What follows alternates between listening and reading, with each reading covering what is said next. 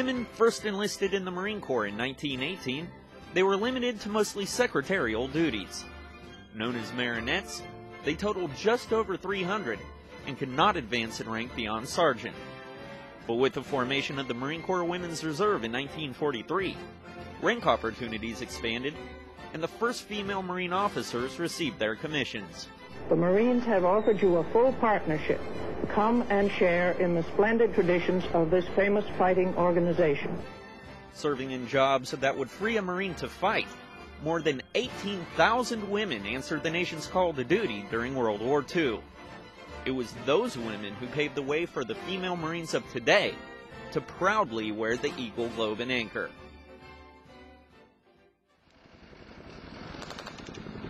We're controlling everything on that right now, over. We're going to work on that. I don't have anything. Roger. To this day, women are still prohibited from serving in occupations involving direct combat. But the fighting in Iraq and Afghanistan has made the combat exclusion law difficult to comply with. Not having a true front line in the global war on terror, along with the need to respect the Muslim custom forbidding men from touching women, led the Marine Corps to develop the Lioness program. What Lioness, the program, is for going out on the checkpoints around the area and searching the females that come through, either by foot or in the vehicle. But before that can happen, female service members must first learn local customs and cultures. They're also trained in Marine Corps martial arts, weapons handling, and rules of engagement.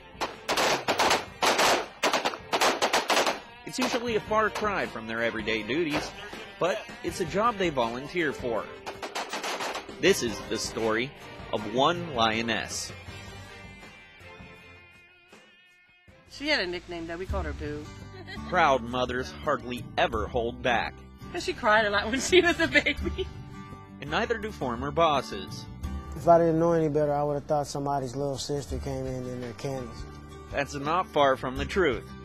Jennifer Marie Parcell grew up a tomboy, following the shadow of her older brother Joe. We got along actually pretty good, but sometimes when they got older and they would be wrestling around, I would get on Joe because he was stronger than her. Jennifer was used to it, though.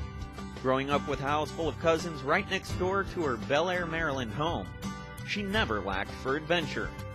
She would always have bruises all over her legs. Because whatever they did, she did. It didn't matter.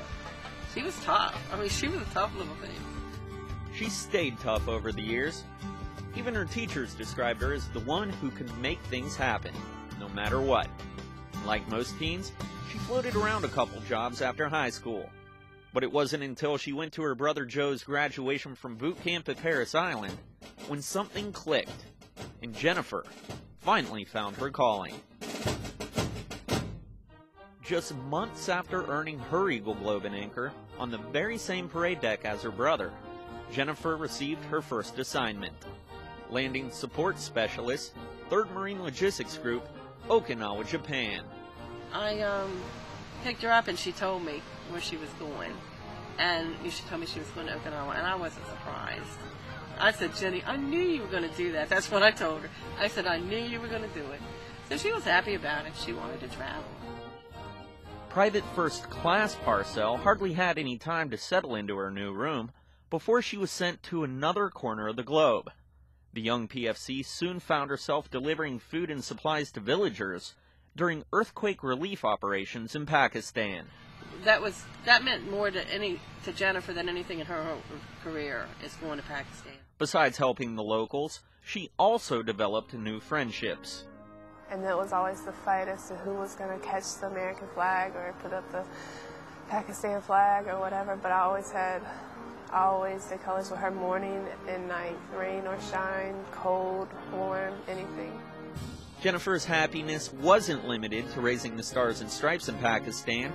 She embraced the challenge of proving to the Pakistani men that a girl is equally capable of getting the job done. You know, and she thought it was kind of funny because they wanted to take pictures and they couldn't believe she was out there. Sometimes I wondered how she stayed on the ground being as light as she was. It was during her time in Pakistan that Jennifer proved to her fellow Marines that she carried a presence bigger than her body. At only 5'2", They called her the biggest little girl they ever met. Jennifer spent the following year expanding on her new friendships. On trips to Iwo Jima, she recited Marine Corps history to her unit. She spent time exploring the island, and she trained with her Marines. In August 2006, Lance Corporal Parcell deployed to Al-Anbar, Iraq. I rack 'em up and I roll. It might sound funny, but I didn't worry about her. Strong words when both of your children are away to war. But Joe was wrapping up his tour. He headed home. Jennifer, on the other hand, just got there. Ready to make a difference, anxious to do her part. She did it in the Lioness program, volunteering without ever having told her family. Everything was fine. She says, "Well, what are you doing?" I said, "Jenny, I'm in bed. It's 12:30 in the morning." And she goes, you know, like I said, she just wasn't calling until she was leaving. I don't know. It was the weirdest thing. When I hung up the phone, this bad feeling just came over me, you know. But you know how I was kind of. She woke me up from a sleep, so I kind of just went right back out. Okay. And I never talked to her again after that. That was the last time I talked to her. I had a bad feeling about it. On February 7th, 2007, not long after this picture was taken, and only weeks before she was scheduled to go home, a female suicide bomber attacked Corporal Parcell's checkpoint. She initially survived, but her petite frame could not endure the damage. It gave way not long after. Her death made her the 5th female Marine to be killed in action in Iraq. She was 20 years old.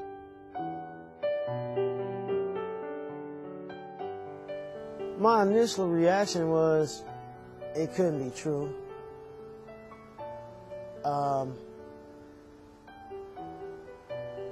Mainly disbelief. I got a phone call and I was told, you know, you might want to sit down. I didn't think much of it, didn't think anything about it because I saw her a month before she left and I haven't heard anything since. And when I heard, I was like, oh, maybe I didn't need to sit down. And then that night when I drove to the PX and I heard colors, I just sat in my car and cried because it wasn't the same after that. Like, who is that? It was like 2:15, I think it was. I'm like, wow, you know, who could that be? And as soon as I opened the door, I didn't even open the screen door, I saw him there, I knew. And I knew when I opened the door, she was gone. And when they come in, they said, you might want to sit down. I said, just tell me. Just tell me.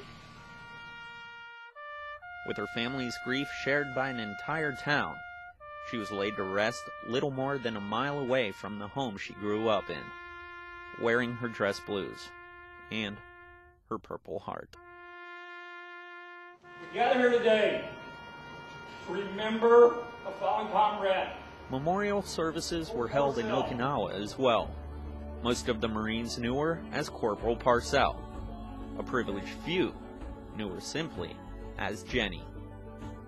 Either way, she was the true embodiment of a Marine through and through during her short life. Fierce in battle, gentle in friendship, a nurturing friend, a proud sister, and a loving daughter.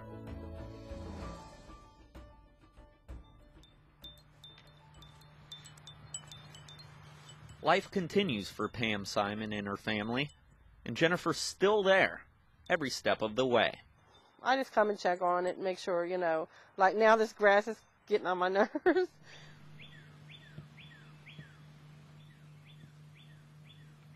Their home still screams Marine Corps. Marine statues and photos adorn the living room, while Jennifer's is filled with promises of a different life. A life that is honored in Jennifer's other room. Each year, thousands of recruits take their oath of enlistment at the Baltimore Military Entrance Processing Station.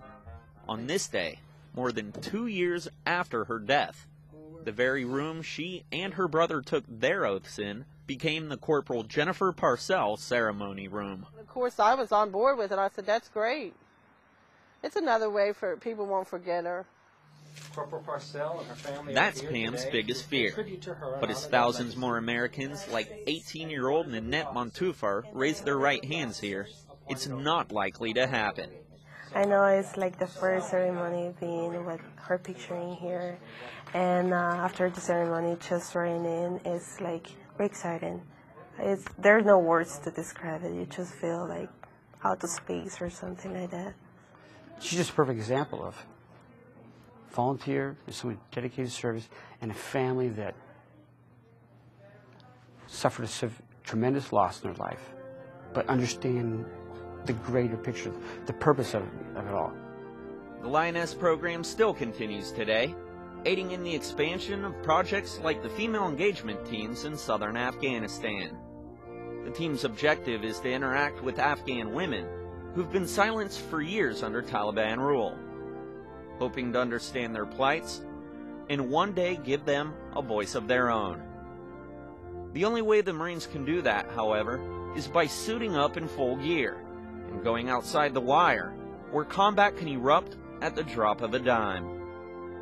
They're proud to do it, though, and able because of the sacrifices made by other female Marines like Corporal Cpl Parcell, who prove that every beginning comes from an end. From our nation's capital, I'm Sergeant Todd Hunter.